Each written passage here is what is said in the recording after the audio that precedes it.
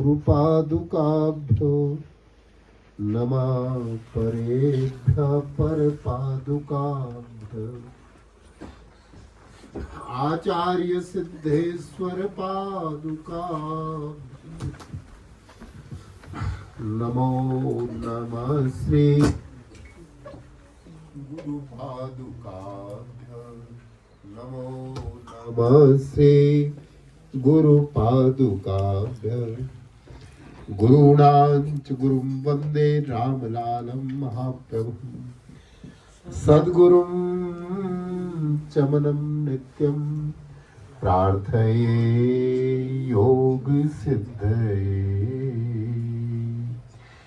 ओम यो ब्रह्माणं विदधाति पूर्वं यो वै वेदांश्च प्रणोति तस्मै तं हदेव आत्मबुद्धिप्रकाशं मुमुक्षुर्वै शरणमहं प्रपद्ये।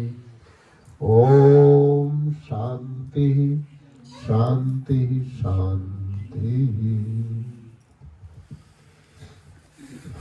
करुणा सागर सदैव वंदनीय परम पूजनीय श्री सद्गुरुदेव भगवान करुणामयी जगत जननी पराम्बा सद्गुरु माता जी, हिमालय की सूक्ष्म सिद्ध योगात्माओं एवं प्रभु जी के प्यारे प्यारे भक्तों,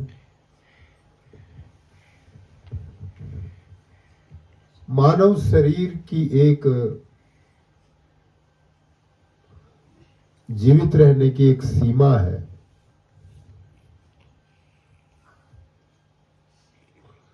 और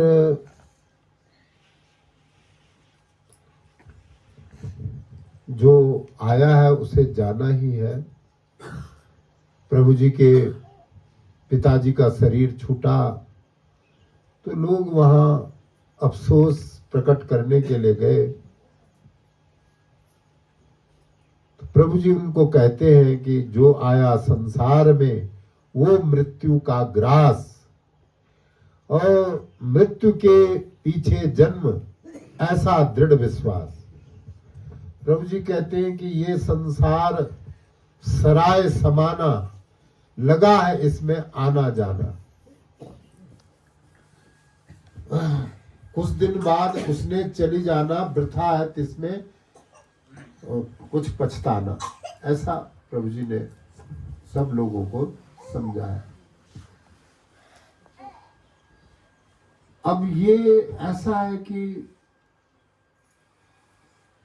मृत्यु का जो रहस्य है और जीवन का जो रहस्य है उसको समझने की आवश्यकता है। कई बार हमारी समझ में नहीं आता और हम समझते हैं कि ये गलत हो रहा है या एक अन्याय हो रहा है। ऐसा कुछ भी नहीं है। इस संसार में अनहोनी होती ही नहीं है। यहाँ जो भी घटनाएं घटती है वो पहले निश्चित होती है, उनका समय पहले निर्धारित रहता है, सारा समय निश्चित रहता है। हर घटना मिस हैपनिंग नहीं है, वो पहले से निर्धारित है। वो हमारे लिए हम समझते मिस हैपनिंग है क्योंकि हमें ज्ञान नहीं है ना, हमारे पास वो दृष्टि नहीं है, इसलिए हमें लगता है कि ये अनहोनी हो गई। अनहोनी होती नहीं, होनी होए सो होए। जो भी यहाँ होती है वो निर्धारित है, पूर्व निश्चित है। हम एक नारा देते हैं, जहां है योग वहां न रोग। कि योग से रोग नहीं होते, लेकिन सारी जो मृत्यु हो रही है वो तो रोग से ही हो रही है। जो मृत्यु हो रही है वो तो रोग से ही हो रही है ना। योगियों की भी हो रही है मृत्यु रोग से। ये समझने की बात है। क्या स्वामी मुलकराज जी महाराज योग नहीं जानते थे या योग नहीं करते थे? लेकिन जितना बीमार स्वामी मुलकराज जी रहे, शायद बहुत कम लोग इतने बीमार होते होंगे। 1 साल तक लगातार, सन 47 में 1 साल पूरे किसी से नहीं मिले। अमृतसर के रेलवे स्टेशन के पास उनके एक भक्त की कोठी थी, शायद भक्त नागरमल नाम था इनका। उसके मकान में रहे 1 साल तक, लगातार बीमार और इतने कमजोर हो गए थे कि चलना फिरना मुश्किल हो गया। जीने की कोई मतलब ऐसा है कि जीवित रहने की भी कोई आशा नहीं रही। तो स्वामी जी को तो आता होगा योग है। और प्रभु जी 51 साल की उम्र में,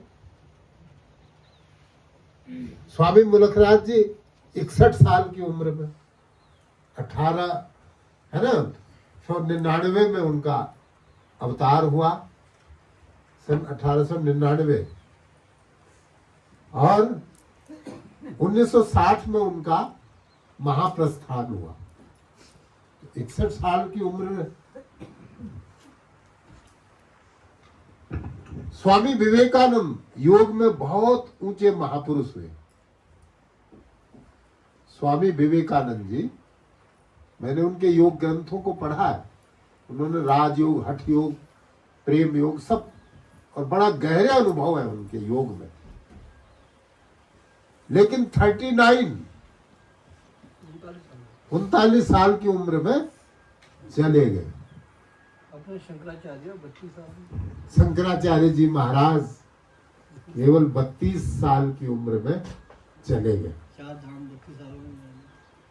हाँ, चारों धाम पूरा भारत एकता के सूत्र में बांध करके, और पूरे भारत में वेदांत का प्रचार करके, एक ब्रह्म का संदेश पूरे विश्व को दे करके, उसके बाद केवल 32 साल की उम्र में रामकृष्ण परमहंस कैंसर हो गया। हाँ, वो कैंसर हो गया था। और हर समय ही कभी उनका हाथ टूटा होता था, कभी पैर टूटा होता था।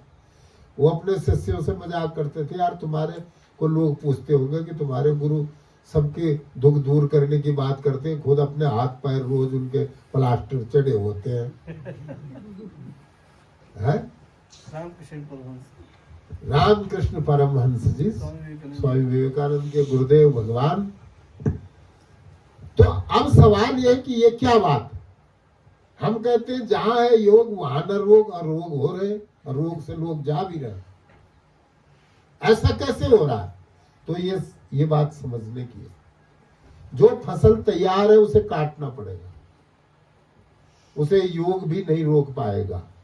हाँ, योग क्या करेगा उसकी भी मैं बता रहा हूं आपको। योग क्या, ऐसा नहीं है, योग एक बहुत बड़ी औषधि है, बहुत अमृत संजीवनी। योग ना हो तो सब बेकार है। जो तैयार फसल है उसे काटना पड़ेगा, लेकिन जो नए बीज है उन्हें योग पनपने नहीं देगा, उन्हें रोक देगा। नए बीजों को योग पनपने नहीं देगा, उन्हें रोक देगा। और एक बात, ये जो कैंसर है, बीपी, शुगर, और ये जो है अस्थमा, ये इस जन्म के कर्मों का फल नहीं है। जो इन लोगों का जो जीवन गया है पिछले जन्म में भी इन्हीं रोगों से इनकी डेथ हुई है, और उससे पहले जन्म में भी। जो लॉन्ग टाइप में चलने वाली, लॉन्ग लाइफ में चलने वाली बीमारियां होती हैं, वो पिछले जन्मों से हमारे साथ आती है। जब हम एक मकान बदलते हैं तो वहां का सामान भी साथ लेके जाते हैं ना दूसरे नए मकान में, है कि नहीं है? हाँ, या तो उस सामान को जला दे तो बस खत्म है बात, आगे तो नहीं जाएगा वो सामान, तो हम लाद के उसको साथ ही ले जाते हैं। तो ये जो लॉन्ग लाइफ में पूरी जीवन में चलने वाली बीमारियां हैं, ये निश्चित है 100% इसी बीमारी से इनकी मृत्यु पिछले जन्म में भी हुई है, क्योंकि ये इनके साथ है, ये बीज इनके साथ आया है ना। हाँ, ये सर्दी, जुकाम, खांसी, पेट दर्द ये नहीं है पिछले जन्म, ये तो कभी भी हो जाते हैं, किसी को भी हो जाते हैं। ये पूरी लाइफ को प्रभावित करने वाली जो बीमारियां वो जन्म के साथ आती हैं। और जन्म के साथ कहाँ से आई वो? उनके पिछले हिसाब वो सारा सामान लेके आए हैं ना, नए कमरे में, नए मकान में। चित्त पे पड़ा होता है। हाँ, चित्त पे सारे संस्कार तो अंदर साथ में आए हैं, सूक्ष्म शरीर के साथ में सारी चीजें आई हैं। हाँ, अगर आपने पूरे जीवन चलने वाली बीमारी पर काबू कर लिया और उसको ठीक कर दिया जड़ से, तो अगले जन्म में वो बीमारी नहीं होगी आपको। लेकिन उसी बीमारी से अगर प्राण गए तो वो आपके साथ है बीमारी, अभी वो गई नहीं है। ये सबसे बड़ी बीमारी, हमारा मन भी सबसे बड़ी बीमारी, सारी बीमारियां इसमें घुसी हुई है। इसलिए योग कहता है कि भाई मन को शुद्ध करो, उसकी वृत्तियों को रोको, उसको शुद्ध करो, शांत करो। तो जहां है योग वहां न रोग। वो किन रोगों की बात हो? सबसे पहली बात तो ये है कि जो योग है वो भव रोगों की औषधि है। और भव रोग क्या है? भव रोग ये शारीरिक रोग नहीं है एक्चुअल में। भव रोग है काम, क्रोध, मद, लोभ, मोह, मत्सर। ये है भव रोग। इनकी वो संजीवनी दवा है, अमृत है। योग इनको खत्म, भस्म कर देता है, जड़ से उखाड़ देता है अगर योग करें। और सबसे बड़ा दुख इस जीवन में अभिनिवेश है, मृत्यु का भय। और जिसको मृत्यु का भय है अभी वो योगी नहीं है। मृत्यु का जिसको भय है वो योगी नहीं है, न ज्ञानी है। ज्ञानी को और योगी को मृत्यु का भय नहीं होता। अज्ञानी को और अयोगी को ही मृत्यु का भय होता है। अब ज्ञान क्या है भाई? ज्ञान कैसे मिलेगा? भक्ति से ज्ञान प्राप्त होता है। जो एक्चुअल ज्ञान है वो किताबों से नहीं मिलता, वो भक्ति से प्राप्त होता है। किताबों में जो ज्ञान है वो तो ज्ञान की छाया है, उसकी थ्योरी है। जैसे रोटी का खाने का ड्रामा करने से पेट तो नहीं भरेगा। ये जो हम भक्ति कर रहे हैं असल में ये भक्ति नहीं है, भक्ति का नाटक है। ये नाटक है ना। भक्ति की गहराई, जो डीप जो भक्ति होती है, उसको करने पर ज्ञान प्रकट होता है। और जब ज्ञान प्रकट हो जाता है तो मौत का भय भी खत्म हो जाता है। अगर हम में भक्ति है तो मृत्यु का भय नहीं होना चाहिए, क्योंकि भक्ति से ज्ञान पैदा होता है। भक्ति ज्ञान के लिए। भगवान ने गीता में कई तरह के उपदेश दिए, कई तरह के योग बताए, लेकिन अंत में कहा कि इदम सर्वम ज्ञाने परिसमाप्यते। 18वें अध्याय में कहा कि ये जितनी भी बातें मैंने बताई उनका अंतर्भाव, उनका लय ज्ञान में जाकर के हो जाता है। वो ज्ञान पर समाप्त होती है। असल में जो भक्ति है ये हमारा हम जो है केवल भक्ति का एक अभिनय कर रहे हैं। भक्ति नहीं है हमने, अभी एक भक्ति नहीं है। भक्ति और चीज है। भक्ति से ज्ञान प्रकट होता है और ज्ञान से अज्ञान खत्म होता है, अंधकार। सूर्य जब उगता है तो पहले वो अंधकार को पहले ही खत्म कर देता है, तब बाद में चमकता है। सूर्य के उगने से कोई 1 घंटा पहले अंधकार भाग जाता है।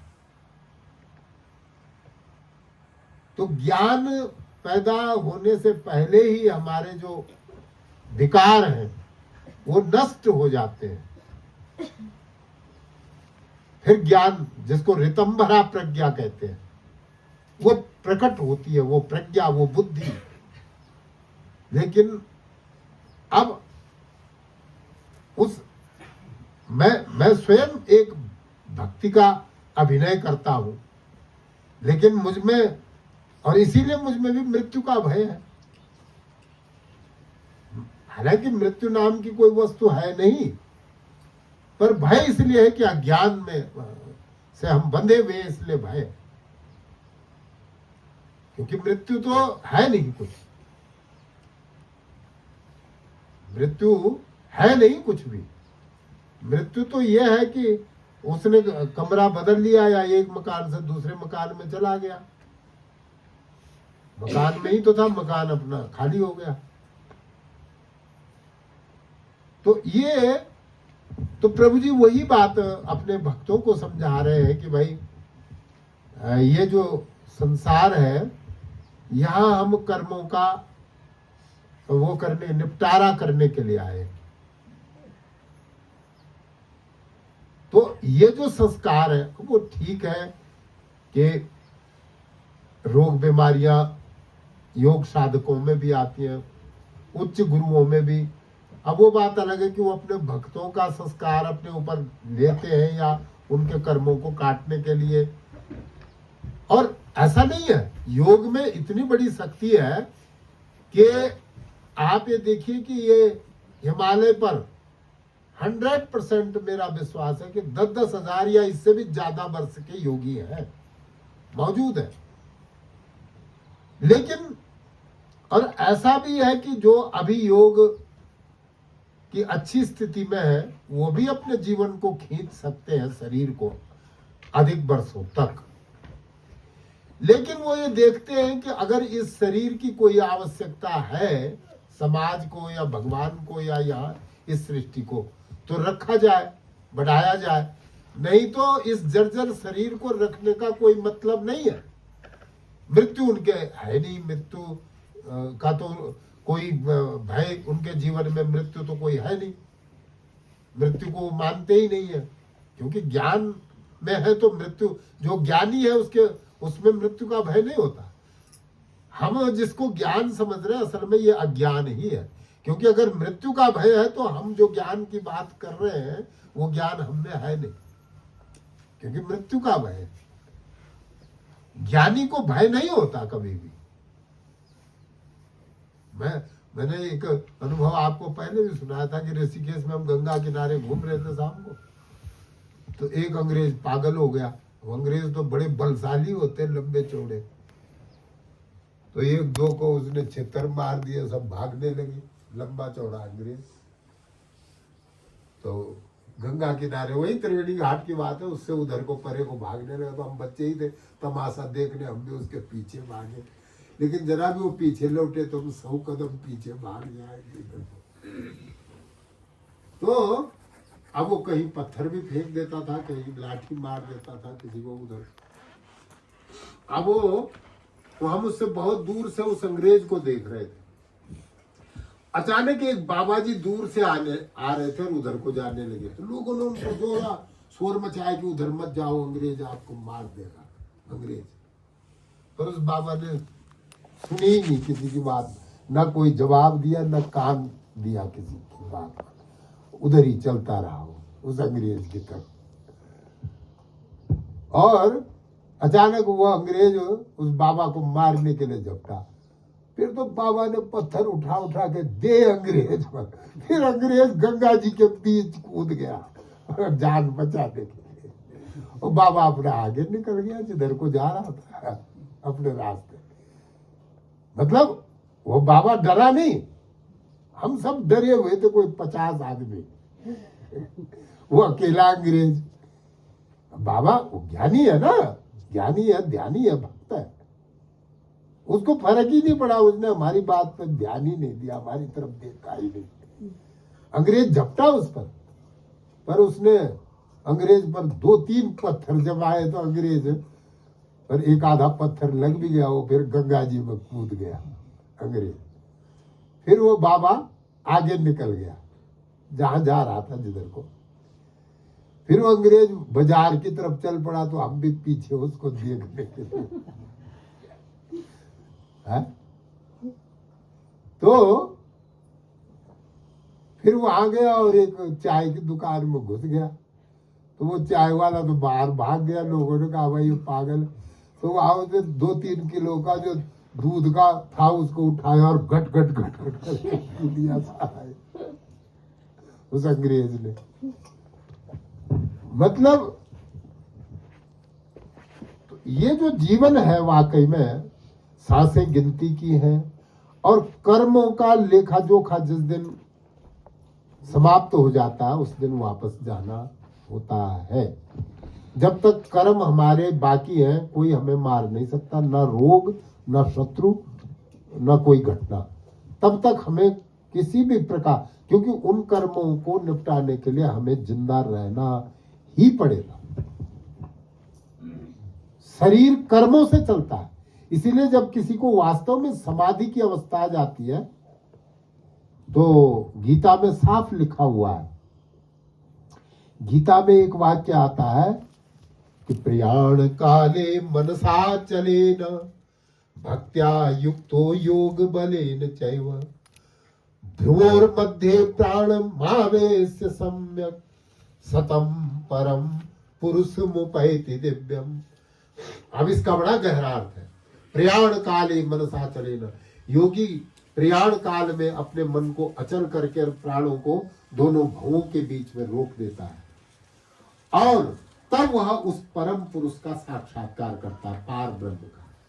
उसका साक्षात्कार होने पर शरीर भी छूट जाता है, क्योंकि कर्म, उसका साक्षात्कार होने पर कर्म खत्म हो जाते, जल जाते। जिन कर्मों की वजह से हमारा जन्म और मरण होता है, जब वो जल जाएंगे तो शरीर कैसे टिकेगा? शरीर भी खत्म है। फिर जो उच्च कोटि की समाधि जिसको साक्षात्कार कहते हैं, तो प्रयाण काले मनसा चले, प्रयाण काले मने जब शरीर त्यागने का समय आ जाता है योगी का, तो योगी अपने प्राणों को जो है दोनों भवों के बीच में रोक देता है, जिसको कहते हैं आज्ञा चक्र। और ध्रुवोर मध्य प्राण आवेश सम्यक सतम परम पुरुष मुपैति दिव्यम। तब वह उस परम पुरुष का साक्षात्कार दिव्य दर्शन करता है। प्रभु जी ने भी गोपालानंद को जो पत्र लिखा उसमें भी शिव संगीता का जो श्लोक है अपने हाथ से प्रभु जी ने लिखा हुआ है, उसका भी यही अर्थ है कि योगी शरीर त्याग के समय अपने आप को त्रिवेणी में नहाते हुए की कल्पना करता है, गंगा यमुना सरस्वती के संगम पर, और उसका साक्षात्कार करता है और ये भावना करता है कि ये ज्ञान की त्रिवेणी में मैं स्नान कर रहा हूं। और वहां पर वो जो त्रिकुटी है, त्रिवेणी इसी को कहते हैं ना योग में, जहां पर तिलक लगाते हैं तो त्रिवेणी है वहां पर। वो त्रिवेणी इसलिए कि तीनों नाड़ियों का वहां पर मिलन होता है, इड़ा पिंगला और सुषुम्ना का। वहां से आगे तो केवल सुषुम्ना चल गई है, फिर इड़ा पिंगला वही तक है। तो तीनों नाड़ियों का जो संगम है वो त्रिवेणी। तो वहां पर तो प्रभु जी ने भी ये श्लोक अपने शिव संगीता का लिखा है पत्र में, अपनी हैंड राइटिंग में। तो फिर वो तो जो असली समाधि है, उच्च कोटि की जो समाधि है, निर्भीत समाधि बोलो चाहे उसे है, तो निर्विकल्प समाधि बोलो, तो वो जो है या असंप्रज्ञात समाधि, वो जब स्थिति होती है तो कर्म जल जाते हैं। जब कर्म जल गए तो फिर कैसा जिंदा रहेंगे? अभी जो हम जिंदा है वो कर्मों की वजह से। जो हम वही ट्रैवलिंग चेक जो लाए हैं या जो बोरा गोदाम से निकाल के लाए हैं, जब तक उसमें राशन पानी है हम मरेंगे नहीं। लेकिन जिस दिन अंतिम रुपया खर्च हो जाएगा, अंतिम कर्म खर्च हो जाएगा, बस यहां रहने का कोई मतलब नहीं है, फिर वापस। इसलिए अपने कर्म, सुंदर कर्मों के, पुण्यों के भंडारों को भरते रहो। जीव को घुमा घुमा कर प्रभु के मंत्रों का जाप करो। यज्ञ करो, तप करो, स्वाध्याय करो, दान करो, सेवा करो, सुमिरन करो अधिक से अधिक। तब इन घटनाओं का सामना नहीं करना पड़ेगा जो आप कर रहे हैं, जो देख रहे हैं, और जो आपके साथ जो घटनाएं घट रही है वो नहीं घटेगी। लेकिन बीच बीच में जो इस तरह के कर्म हमने किए हैं उनका परिणाम भी बीच बीच में आता है। कभी बहुत बड़ी लॉटरी खुल जाती है और कभी तो ऐसा हाहाकार मच जाता है कि पूछो मत। वो हमारे कर्म है, भगवान का इसमें कहीं कोई रोल नहीं है। भगवान का रोल है, उनका रोल ये है कि हमें इस 84 के चक्कर से छुड़ाने के लिए जो सत्संग में हमको बुला रहे हैं, हमारे को एक अच्छा संदेश भिजवा रहे हैं कि हमको ये सब दुख तकलीफें न झेलनी पड़े जो हम झेल रहे हैं, इसलिए हमारे कर्म सुधरे। ये बात, ये संदेश हमें प्रभु की भक्ति से मिलता है, प्रभु के चरण कमलों में, गुरु के चरण कमलों में, क्योंकि गुरु अवतारी पुरुष होते हैं। भगवान ही तो गुरु बनकर आए, तो वो चाहते हैं कि हमें दुख ना देखने पड़े, तकलीफें, जख्म न देखने पड़े। ये जख्म, तकलीफें, दुख, घटनाएं, ये हमारे कर्मों का रिजल्ट है। और योग जहां है योग वहां न रोग की बात। तो रोग का मतलब यह है कि जो आप अपने साथ लेके आए हैं वो तो चलो, तो योग ये काम करता है कि उनको सहन करने की शक्ति ज्ञान के द्वारा देता है और आगे इस प्रकार के दुखों के बीजों को पनपने नहीं देता। योग उन्हें रोक देता है, नई फसल को रोक देता है और पुरानी फसल का निपटारा करने में भी योग की बड़ी भूमिका होती है। इसीलिए कहा गया है जहां है योग वहां न रोग। और वैसे जो मैंने पहले भी कहा, योग भव रोगों की औषधि है। शारीरिक रोग गौण है, असली रोग जो है वो भव रोग। इसलिए भव रोगों, और इन भव रोगों का सबसे बड़ा डॉक्टर सद्गुरु होता है, योगी सद्गुरु। तो भव रोग यही है, काम, क्रोध, मद, लोभ, मोह, मत्सर, ईर्ष्या, द्वेष, ये सब भव रोग है। इनके परिणाम बड़े भयानक होते हैं। इनको जड़ से खत्म करने का काम योग करता है। आगे वो पनपने नहीं देता इनके बीजों को, लेकिन पिछली जो फसल है वो सबको काटनी पड़ेगी। और उसके लिए भी योग साधना ज्ञान प्रदान करती है, जिससे दुख तकलीफ ना हो और मनुष्य परम शांति को प्राप्त करके मोक्ष का अधिकारी बन जाए। बोल श्री सच्चिदानंद महाप्रभु श्री राम।